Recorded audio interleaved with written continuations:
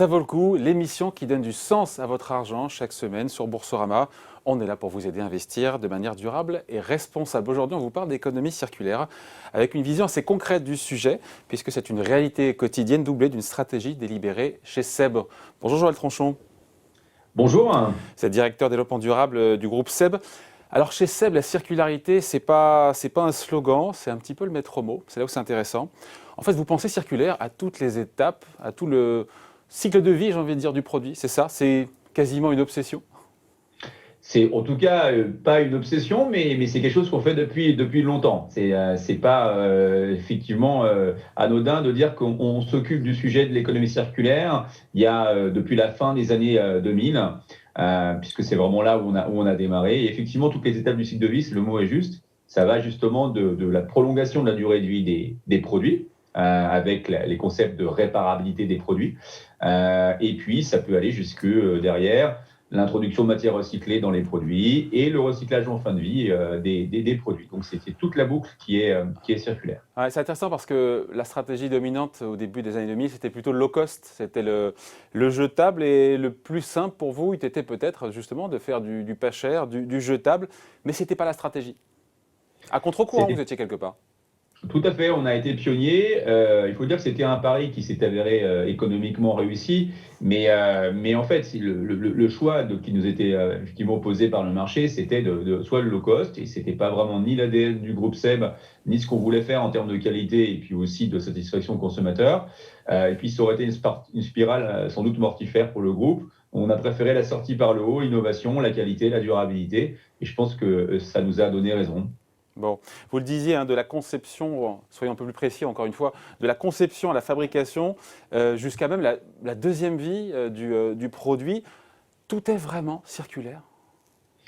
Alors, oui, tout est circulaire, sachant qu'après, il y a des variations, puisque les boucles d'économie circulaire, on peut d'autant plus les faire qu'il y a des filières organisées. C'est le cas notamment des matières premières recyclées.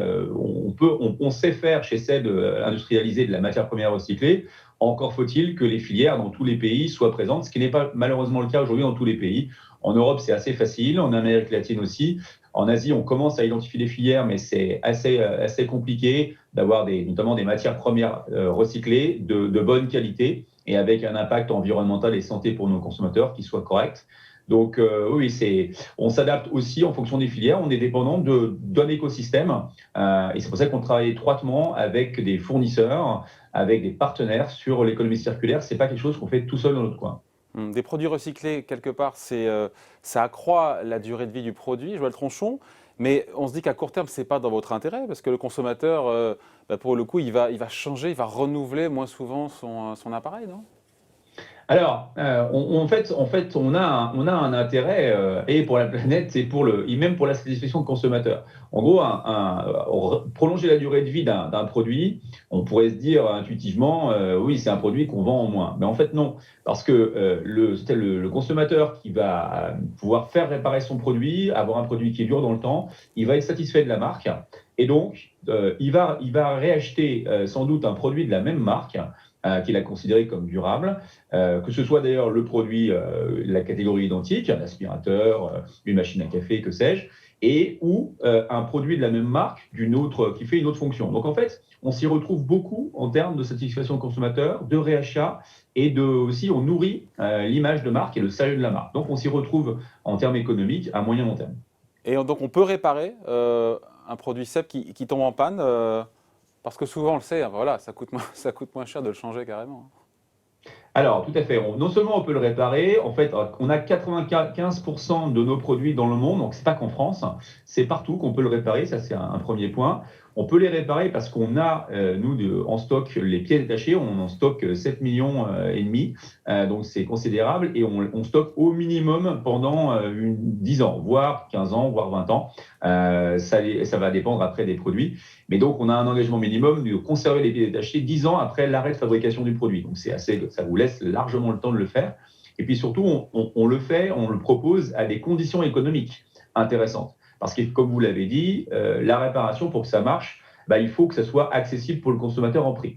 Et donc, du coup, on a baissé, nous, le prix des pièces détachées depuis 2012. On ne l'a pas relevé depuis. pour que justement la réparation soit économique, parce que sinon, ça freine clairement le consommateur à la réparation. Donc pour vous, la réparation, si je comprends bien, c'est pas c'est pas un business, c'est ça? C'est un service, c'est ça? C'est pas une source C'est un de service. profit. C'est pas un slogan, c'est vraiment une réalité, ça? Oui, c'est une réalité. En tout cas, nous, le pari qu'on a fait, c'est justement de diminuer nos marges sur les pièces détachées pour justement compenser par du volume. Et on a vu qu'en diminuant le prix des pièces détachées, mais en ne l'augmentant pas, on avait une hausse assez forte des volumes de réparation et c'est ce qu'on cherche. Et encore une fois, l'aspect économique, c'est justement la préférence d'achat pour nos marques. Qu'on peut retrouver derrière en réachat ou en part de marché supplémentaire. Donc, c'est ce pari-là qu'on fait. Et effectivement, alors, sachant qu'il y a un point aussi, il ne faut pas que la réparation non plus soit, entre guillemets, low cost, parce qu'il faut faire vivre la filière des réparateurs indépendants agréés. Il y en a 6200 partenaires de SEB dans le monde. Et il faut aussi qu'ils puissent vivre, parce que la réparation, c'est aussi de la main-d'œuvre, c'est un métier qualifié. Donc, il ne faut pas laisser penser que c'est gratuit. La durabilité qui va donc de la conception jusqu'à la fabrication. On parlait aussi de la deuxième vie de l'objet. Concrètement, ça veut dire quoi? Je crois que vous offrez des bons de réduction, c'est ça, quand on rapporte sa vieille casserole. Ça marche bien, ça? Ouais, ça marche très bien. En fait, il y a des produits, je prends les produits électriques, il y a des filières, il y a des éco-organismes, notamment en France, Écosystème qui fait très très bien son travail. Donc ça fonctionne. Pour les poêles et les casseroles, assez bizarrement, il n'y a pas de filière organisée. Comme on est numéro un mondial, on s'est dit, on va faire des opérations où les consommateurs, chez nos partenaires distributeurs, donc la grande distribution, peuvent ramener leurs vieilles casseroles et poêles. Et nous, effectivement, on s'occupe du recyclage, de la collecte, et on récupère de ce fait-là les matières premières, les métaux, notamment l'aluminium, pour faire des nouvelles poêles 100% aluminium recyclé Made in France. Et ça marche extrêmement bien. Bon, on ne l'a pas dit, Joël Tronchon, mais éco-concevoir, ça coûte plus cher dans un premier temps. Et en même temps, dans la durée, parce que vous vous inscrivez, vous êtes un groupe familial dans la durée, on peut faire de la circularité sans sacrifier, c'est intéressant et c'est un point intéressant pour aujourd'hui, sans sacrifier la rentabilité.